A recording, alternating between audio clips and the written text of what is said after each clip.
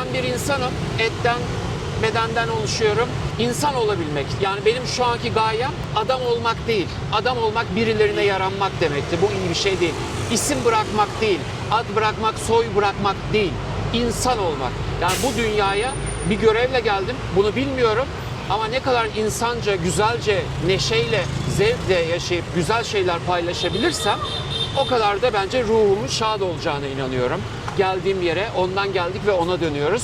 Ona gayet güzel bir şekilde gideceğime inanıyorum. Ahmet'in rotası, Ahmet abiyle beraberiz. Tekrardan Vietnam Ho Chi Minh City'de. Ahmet abiyle bir video çektik. Abi benim kanalda şu anda 40 binleri buldu. Evet, Birçok muhteşem. yorum geldi. Hepsi olumlu yorum bu arada. Hiç olumsuz bir yorum Sağ yok. olsunlar, var olsunlar. Vallahi çok mutlu olduk. Teşekkürler. Ben de sana rica ettim. Abi dedim seni biraz daha yakından tanıyabilir miyiz? Evet, Bugün- tanıyabiliriz. Tamam. Onun üzerine bir video yapacağız. Hem de Ho Chi Minh City'yi gezeceğiz. Memnun olurum. Aynen, yapalım. Yapalım. Ahmet kimdir? Oh my god. 1 Mart ayı 18 Mart'ta bu dünyaya gelmiş bir ruh. Ahmet İstanbul'da doğdum, büyüdüm. Daha sonrasında da 35 yaşları civarında da Fransa'ya göç ettim. 3 yıldır da Güneydoğu Asya'da yaşıyorum. Yazları tabii ki Türkiye'ye gidiyorum. Sen sorabilirsin aklına bir şey gelirse. Abi öncelikle en çok gelen yorum Ahmet Bey, bana da bu çok geliyor. Yalnızca senin özelinde değil, finansal olarak nasıl gezebiliyor? Biz bunu işte Türkiye'deki emekli maaşıyla yapmamız mümkün değil gibi yorumlar var. Nasıl geziyorsun abi? Oo, evet, güzel soru, tamam. Hemen söyleyeceğim. Bu arada da mesajlara veyahut da aramalara cevap veremeyebiliyorum. Çünkü gerçekten yoğun bir teveccüh var. Çok çok teşekkür ediyorum. Lütfen yanlış anlaşılmasın. Mesela şu an işte kameradayız. Yapamıyoruz veya başka bir yerde başka bir iş üzerinde oluyoruz. Onun için finansı nasıl sağlıyorum? Daha bugün bir arkadaşımla konuştum. Birçok kişi diyor miras yedi misin sen diyorlar. Çünkü yani 10 senedir bana böyle bu şekilde söylüyorlar. Yok, herhangi bir gelirim de yok. Hiçbir yerden düzenli bir gelirim yok. Emeklilik yok. Emekli değilim. Ne Türkiye'den emekliyim, ne Fransa'dan emekliyim ve de binlerce saat yapmam gerekiyormuş emekli olmak için. Çok büyük bir para vermem gerekiyormuş.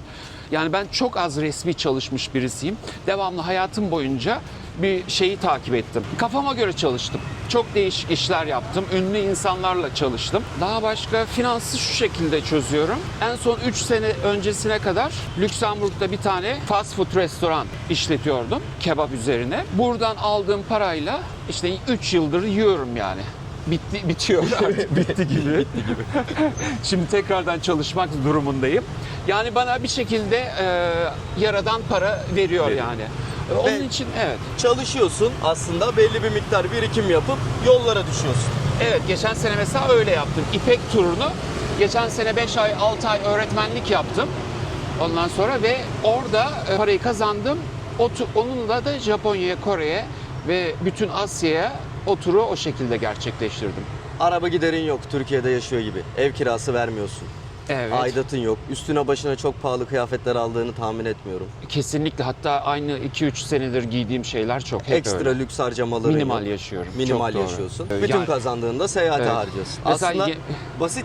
Çok basit. Aynen öyle. Çok güzel söyledin. Mesela yemek yerken bir şey içmiyorum. Çünkü yemek parası kadar da içecek parası tutuyor. Mesela bu büyük bir ekonomi. Ondan sonra günde 5 tane kahve içmiyorum. 1 tane kahve içiyorum. Bu da sağlık açısından çok önemli. Daha da başka bu şekilde yani minimal yaşıyorum. Öyle gece kulüplere gitmiyorum veyahut da çok farklı eğlencelere gitmiyorum. Ondan sonra bu şekilde gidiyor. Hostellerde kalıyorum. 5 dolara. Ve bizim gibi uzun gezenlerde şöyle bir durum var. Biz tatilde değiliz. Ve tatilde olmadığımız için de sürekli bir acelemiz de yok. Bazı günler gerçekten 5 dolar harcıyoruz belki.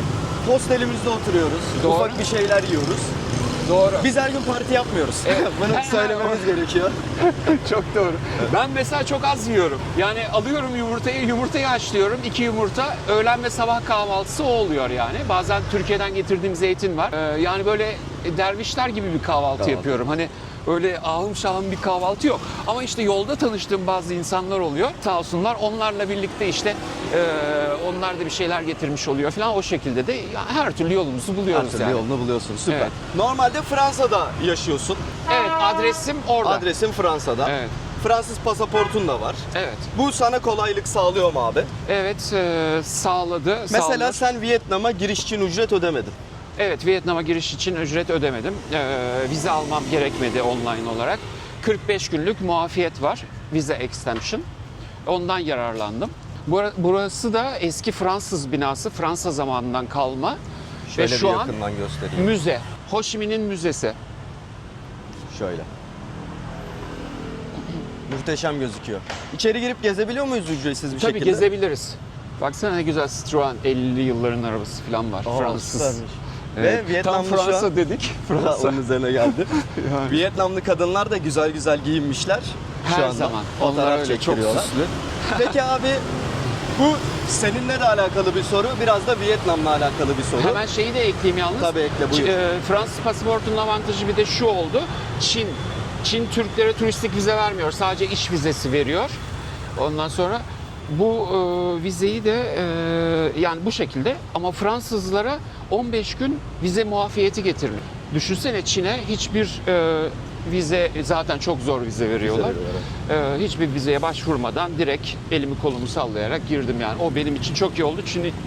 Çin önemli bir yer, görülmesi gereken bir yer. Ahmet abinin YouTube'da çok güzel videoları var Çin'le alakalı. Paylaşacağım, daha çok Daha paylaşmadım. paylaşmaya Asıl da devam ediyor. Evet. Aslında bilmiyorum ama İpek neredeyse yolu. hiçbir Türk'ün yapmadığı ya da çok kısıtlı sayıda insanın yaptığı bir rota. İpek yolunu yaptım, evet. Çok Evet, önemli. Bizim çok önemli. kültürümüz, Türk olayı, yani tarihimiz, her şeyimiz orada. Ya İpek yolu, Orta Asya'dan Moğolistan, Çin'in her tarafında Türk var. Her tarafı Moğolistan'ın, bütün o coğrafya, Rusya olduğu gibi yani Türk.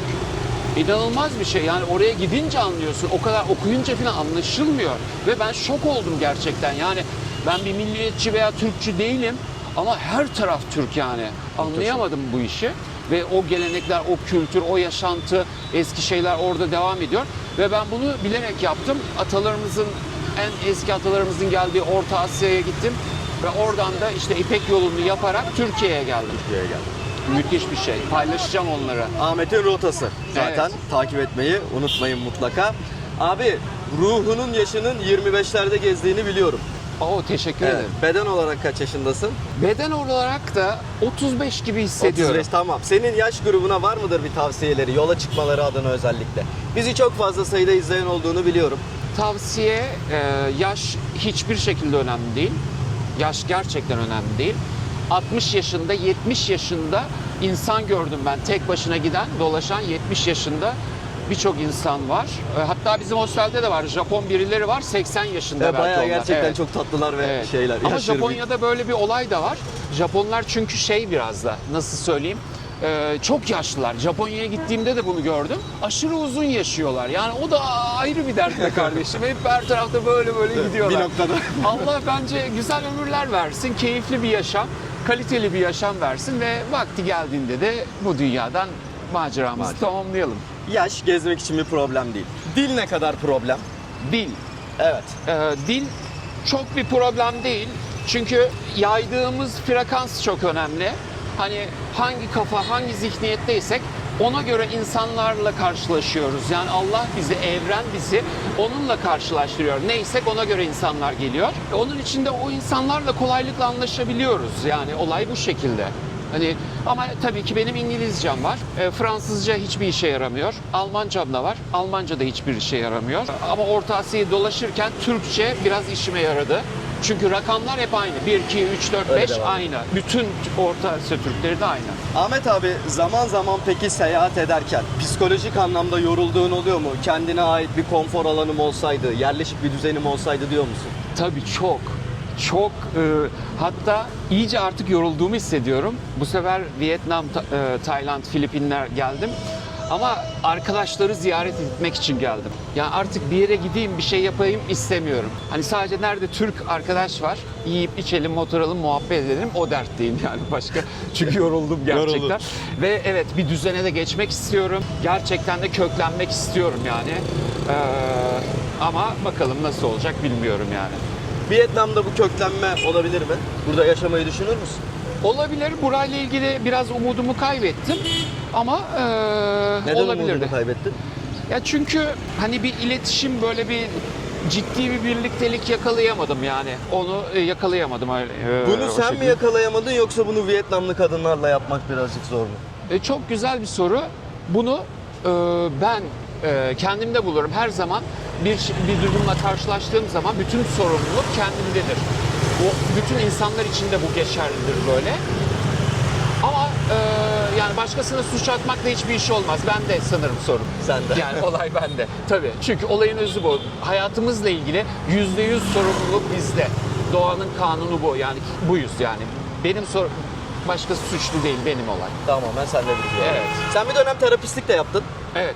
Bana böyle kısa bir bahsetmiştin. Bahsetmek ister misin ondan da? Ya evet, o defteri biraz kapattım ama güzeldi. Çok insana derman oldum. Çok insanla birlikte birçok konuları çözdük. Bilinçaltına giden çeşitli yollar vardı. Yani terapi nedir onu söyleyeyim kısaca. İstersen devam edelim. Burası çok gürültü. Evet, şöyle. Ve çok zorlanıyorum konuşurken. Tamam. İleriye doğru devam edelim. Ho Chi Minh kalabalık. Gerçekten Katinat. motosiklet, trafik, hava kirliliği her şey Ho Chi Minh'de mevcut. Hatta oturabiliriz. Bakalım bir yer. Olur, aynen, güzel keyifli bir kafede oturabiliriz. Nasıl Katinat? İleriye gidelim istersen. Tamam, biraz daha Gel ileriye buradan gidelim. Tamam. Şöyle, buranın en meşhur kafeteryası burası da. Her köşe başında neredeyse görebiliyoruz. Birçok yerde var. Şehir merkezinde ama özellikle sosyetik yani Yani bu daha alanda. sosyetik. Diğer taraflarda yok. Yok. Sosyetik dedik ama fiyatlar çok uygun bence. Ya yani evet. evet, böyle bir normal bir Vietnam kahvesini 40 bin donga içebiliyorsunuz. O da işte 100 bir Vietnam donku 4 dolar yapıyor. O da 2 dolar gibi bir şey yapıyor, hatta daha az. Böyle insanlar burada geliyor, keyifli kahvelerini içiyorlar. Favori yerin. Senin Evet, favori benim yerin. favori yerim, seviyorum. Çıkmıyorsun. Hep neredesin? Katinattayım. Hep Katinat'tayım. Havuçlu Evet, kekim ama- ve kahvemle. Yine böyle bakın, bir sanat galerisine geldik. Güzel gözüküyor. Senin abi uğraştığın bir sanat dalı var mı? Benim uğraştığım bir sanat dalı yok. Aktif olarak yaptığım bir şey yok. Çok isterdim. Maalesef öyle bir şeyim yok. Sen yollardasın.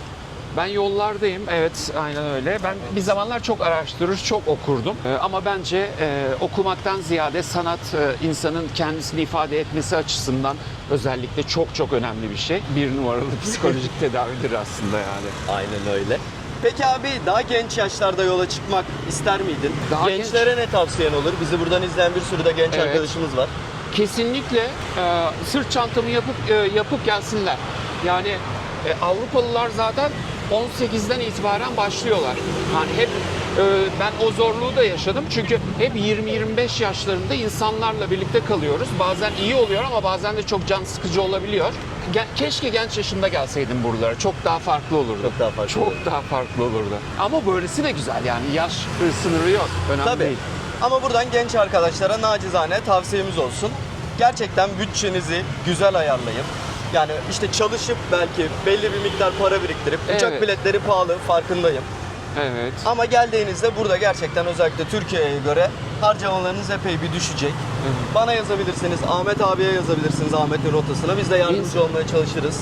İnsan isteyince zaten evren onun önüne koyuyor onu. Net yani. Yani insan istesin yeter ki. Gerçekten isteyince olmayacak bir şey yok. Kesinlikle Yani yok abi. para bulamadım, yok şu şöyle olmadı. Yok bizim anamız babamızdan bir şey yok. Yani bir şey yok yani ben kendim çalıştım, kendim kazandım. Ama dürüstçe davrandım. Yani hak yemedim. En önemli bence konu bu. Evet, kesinlikle. Ondan Hak sonra yememek. güzel pozitif düşününce zaten sen pozitifsen eğer ne ekiyorsan da onu biçiyorsun hayattan. Güzel düşünüp yolumuza devam. Abi şu an nereye geldik?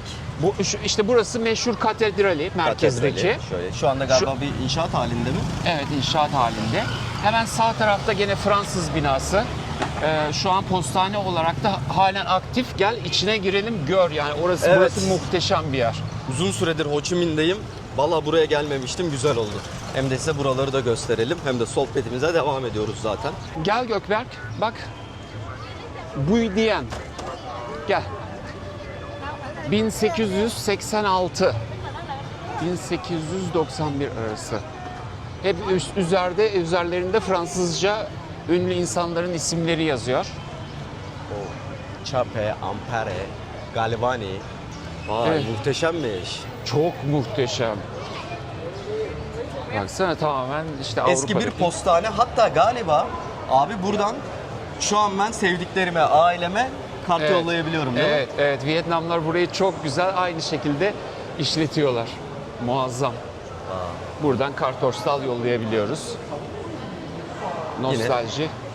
Telefon kulübeleri sağ tarafta. Şöyle bakın, nostaljik.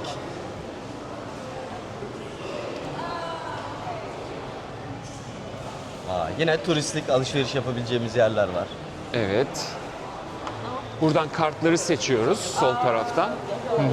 Şuradan şöyle Şöyle mesela bir gösterelim. kartları seçiyoruz. Bunları yolluyoruz. Değişik değişik. Ben bunu yapabilirim ya. Tabii tabii. Aynen. Ücretler ne kadardı abi? Hatırlar mısın? Çok yüksek olduğunu düşünmüyorum. Yani ama biraz tabii Biraz bir yüksektir. şeyi var.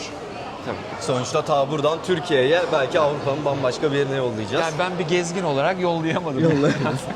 Hani çok pahalı değil ama bak onları çekebilirsin, ellerinde varlar. Bakın şöyle şu anda yolluyor arkadaşlar. Gel. Üzerine de büyük ihtimalle not düşmüşler. Hello. Sevdiklerine şu anda yollayacaklar. Bu yapı çok tamamen demir konstrüksiyon. Zamanının önemli binalarındanmış. Dünya çapında. Muhteşemmiş. Çıkalım. Tamam, çıkalım. Yine burada da sağda da hediyelik eşyalar var. Süper. Gel, Sahaflar Çarşısı'nı gezelim. Abla buraya senin için geldim. Ablam Gökçe sürekli Selamlar. Evet. selam söyleyelim sana buradan. Söylüyordu oraya git, çok güzel, çok güzel. Hem burayı birazcık sizinle gezelim. Hem de Ahmet abi yaklaşık olarak 55-56 tane ülkeyi gezmiş. Abi sana böyle sorular soracağım. Senden net yanıtlar istiyorum. Sor. Anlaştık mı? Anlaştık. Belli bir bütçem var. Kısıtlı da bir vaktim var. Mutlaka şu ülkeye git. Hangi ülke? Vietnam. Vietnam'da mıyız? Evet. Tamam. Süper. Peki en güvenli ülke sence neresi? Vietnam. Yine Vietnam. Evet, Vietnam güvenli. Kadınlara en güzel ülke. Birçok ülke var. Birçok ülke var. 3 tane saysan Kolombiya. Yazıyor muyum Kolombiya'yı? Yok, ben o tarafları o kadar tercih etmiyorum da Moğolistan, Kazakistan, Vietnam var yani her tarafta Her tarafta. güzeller ya var. Peki abi sana diğer bir sorum. Yemekleri en güzel ülke sence neresiydi?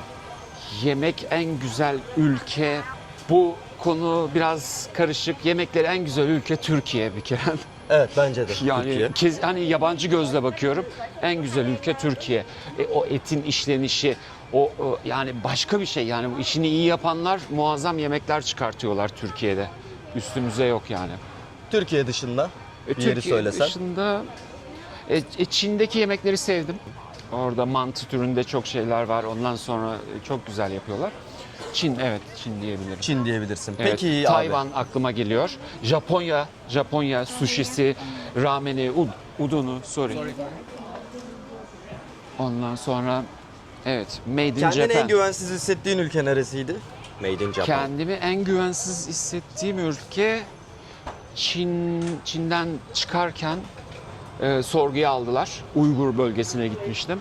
Orada hayatımın en kötü günlerinden birisini yaşadım. Kötü bir şey yapmadılar ama o psikolojik olarak yani çöktüm resmen. Kendini kötü hissettin. 10 günde ya hasta yattım zaten daha sonrasında. Orada hiçbir şekilde güvende hissetmedim yani. Aklıma o geliyor şu an. Şu an suratım bile değişti. Evet Çin deyince bir modun düştü abi senin. Ya. Onun dışında nokta atışı ülkelerden var mıdır senin aklına gelen soru? Valla Peru, spiritüellik için Peru. Evet. Hani Moğolistan değil yani. Oradaki şamanlar bir çeşit ritüel yapıyorlar ama kendin bir şey hissetmiyorsun. Ama Peru'da, Amazonlarda şamanlar seni bir alemlerden alemlere götürüyor. Ve gerçekten fiziki değişim orada oluyor. Bununla alakalı abi kendi kanalına video yükleyeceksin değil mi? Bence çok merak edilen bir konu. Benim de merak ettiğim bir konu. Yıllardır da birçok kişinin istediği bir şey. Bunu yapacağım. Güzel bir şekilde bir video yapacağım. Süper. Ben Görüntülerle. yalnız- Görüntülerle. 10 sene öncesine ait görüntüler var, kayıtlar var. Muhteşem Ormanın yalnız. içindeydim. Ormanın içinde yani imkansız palayla gidiyorduk, yolumuzu açıyorduk o derecede. Ve muazzam hayatımı değiştiren, dönüştüren deneyimler yaşadım yani. Ve 10 sene önceden bahsediyoruz değil mi? Evet. Belki şu an insanlar biraz daha turistik odaklı o bölgelere gidip bunu deneyimliyor ama senin olduğun zamanlar bu kadar turistik olduğunu da tahmin etmiyorum. Çok doğru. Evet, öyle turistik değildi. Şimdi duyuyorum çok turistik. Sonra 5 sene sonra tekrar gittim. 2-3 sene sonra. Gene tekrar gittim o şekilde. Evet, Ahmet telefonlar abi Vietnam'da aranan biri bu arada. Yok vallahi devamlı çalıyor. Cevap bir şey yapamıyorum. Evet, Puno Gölü var. Yani her tarafı oranın da bir ayrı alem yani Peru. Ama verdiğin soruları cevaplarda şunu fark ettim. Vietnam'ı çok söyledin. Vietnam, tabii Vietnam'dayım zaten. Yani hani çok da abartmaya da gerek yok tabii ki ama güzel insanlar. Burada kolayca yaşayabiliyoruz yani bu açıdan iyi. Evet, yemekleri de gayet güzel Vietnam'ımızın. Evet. Şeyi söyleyeyim ben. Hep Ho Chi Minh City dedik. Ho Chi Minh City yaşanacak yer değil, onu söyleyeyim. Ha. Çok güzel, evet. Vietnam'da nerede Yok, yaşayabiliriz? burası sahil kenarlarında. Yani Nha Trang, ondan sonra Da Nang, oralarda. Oralarda. Tabii yani bence Ama biz orası. abi senle kaldık burada. Ben burada sen varsın diye ben Ben de kaldım. aynı şekilde senle valla. Bir de kaldığımız hostel hani iyi bir ortam oldu. Gidemedik. Evet, ama biz de yola yavaş yavaş çıkmaya başlayacağız inşallah. Evet, artık çıkalım. Aynen, yukarıya doğru biz de. Evet. Havalar da orada. Bu arada mevsimsel olarak kuzey tarafı çok soğuk şu anda. Aynı Türkiye'deki iklim nasılsa Vietnam da aynı şekilde devam ediyor. Japonya ve Güney Kore de aynı şekilde. Şu anda oralar kış mevsimi. Sosyal medyada bazı arkadaşları takip ediyorum. Buz gibi şu anda Kore ve Japonya. Burada bakın böyle güzel resimleri yapmışlar. Şöyle birazcık abi dükkanları da gösterelim mi? Buraya Tabii, kadar tabii. gelmişken muhteşem gözüküyor. Şöyle. Ho Chi Minh City ise her zaman sıcak. Şu anda bayağı sıcak burası. Çok güzelmiş ya dükkan. Süslemeler konusunda harikalar. Harikalar ya. gerçekten. Cicili bicili böyle, çok tatlı. Evlerini falan da her zaman böyle bir çiçek, bir Çiçekler, ağaç, evet, bir evet. süslenme. Evet. Muhteşemler. Ufaklıklar çok tatlı. Dünya tatlısı Vietnam'da. Evet. Bence bu caddeyi de Ho Chi Minh'e geldiğinizde mutlaka gezin. Gerçekten çok güzelmiş. Şöyle bakın. Sol tarafımız, sağ tarafımız. Turistik bir yer. Hediyelik eşyalar biraz daha yüksek fiyatlıdır tabii ki de.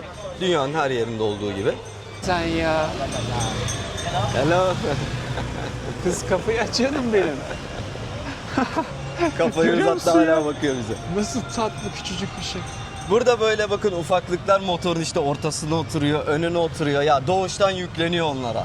Sonra hepsi böyle 16-17 yaşında motosiklet kullanmaya başlıyor. Ne 16-17'si? Daha mı? Daha mı? 10 yaşında başlıyorlar. 10 yaşında. Tabii canım, köylere git, oralara git.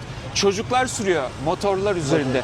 Ve buranın işte evet, aslında ben bu özelliğini çok seviyorum.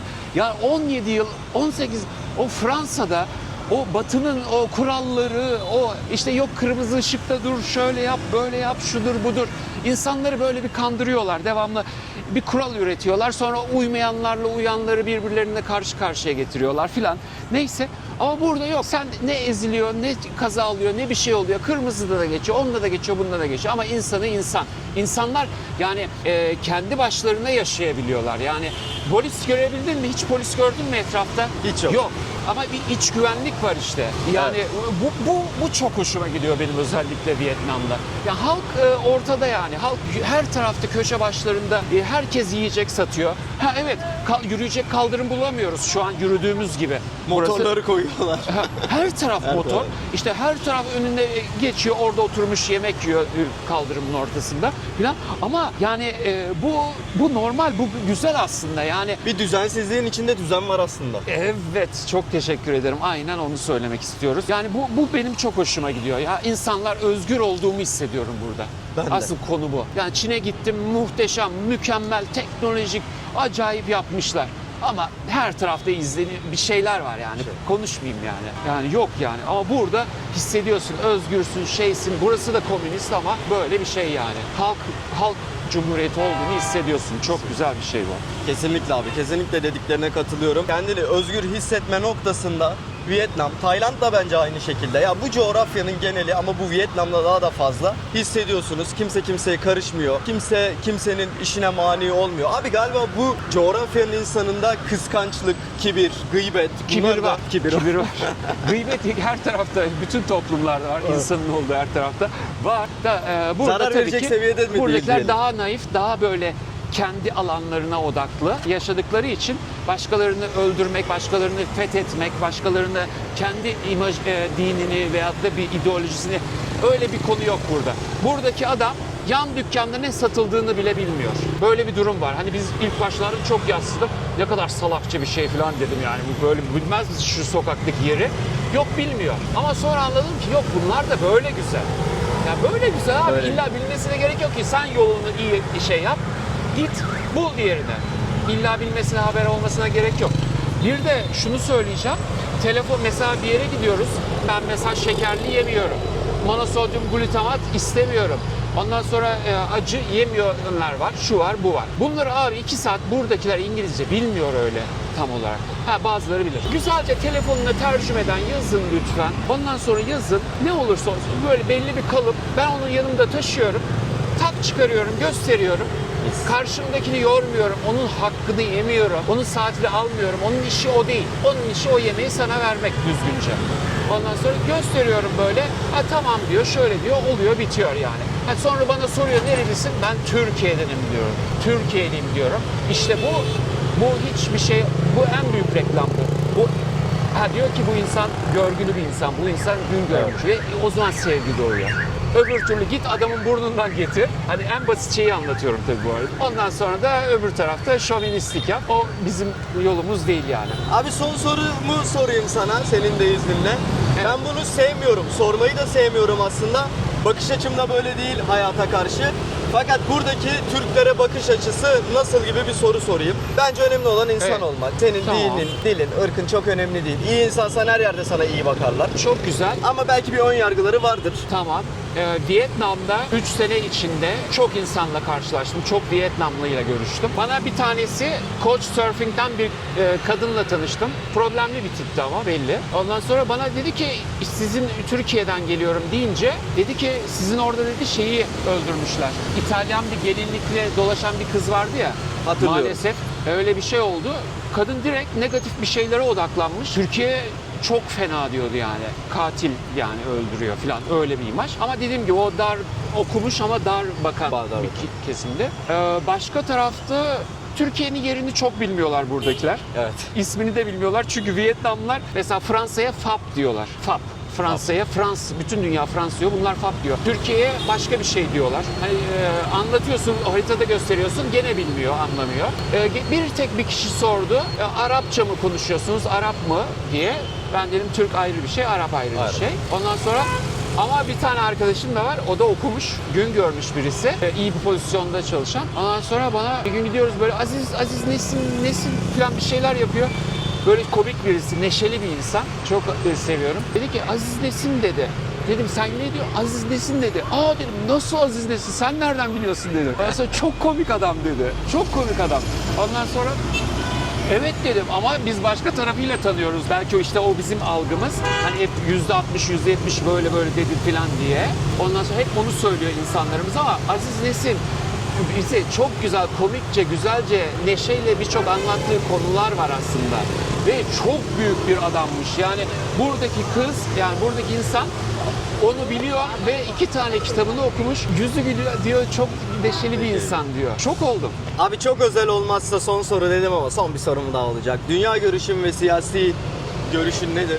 Dünya görüşüm, ben bir insanım. Etten, bedenden oluşuyorum. İnsan olabilmek. Yani benim şu anki gayem adam olmak değil. Adam olmak birilerine yaranmak demekti. Bu iyi bir şey değil. İsim bırakmak değil. Ad bırakmak, soy bırakmak değil. İnsan olmak. Yani bu dünyaya bir görevle geldim. Bunu bilmiyorum. Ama ne kadar insanca, güzelce, neşeyle, zevkle yaşayıp güzel şeyler paylaşabilirsem o kadar da bence ruhumun şad olacağına inanıyorum. Geldiğim yere ondan geldik ve ona dönüyoruz. Ona gayet güzel bir şekilde gideceğime inanıyorum. Hiçbir siyasi görüşüm yok. Her şeyin içinde iyilik var, kötülük de var. Hiçbir kahramana inanmıyorum. En büyük kahraman kendimim. Eğer doğru bir insan, doğru olmaya da gerek yok. Güzel bir insan olmak, yani olabildiğin gibi olacaksın. Her türlü kendini keşfedeceksin. Yani ben buna inanıyorum. Hiçbir siyasi görüşüm yok. Herhangi bir illa bu din, şu din öyle bir şeyim de yok. İnsan olabilmek. Abi ağzına diline sağlık. Çok teşekkür ederim bana eşlik ettiğin için. teşekkür ederim. Bu arada şöyle kendimi İzleyenlere de de sağ olsun. kadraja alayım. Aynen. Al yani biraz da kendini Evet, göster. izleyenlere selamlar, sevgiler olsun. Ahmet'in rotası. Abone olup beğenirseniz, yorum atarsanız seviniriz. Teşekkür ederiz izlediğiniz için. Hoşça kalın, iyi bakın kendinize. Çok teşekkürler.